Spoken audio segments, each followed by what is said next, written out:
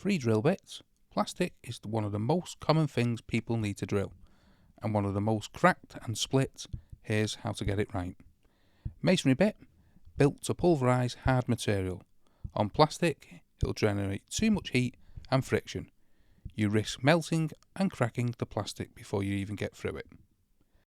HSS metal bit, closer and actually works in a pinch, but it's still not ideal for clean results on plastic. This, a standard wood bit, is your best friend for plastic.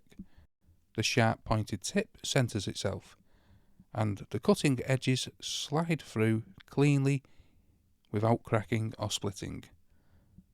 For most everyday plastics, pipe, conduit, plastic sheet, this is all you need. Two things that make all the difference with plastic. Go slow. High speed equals heat equals melting. Keep it low and steady. And if you're drilling thin or brittle plastic, put a piece of masking tape over the spot first. It supports the surface and stops it from cracking as the bit breaks through. Wood bit, slow speed, masking tape if it's thin, clean hole every time. Any questions, drop them below. See you in the next one.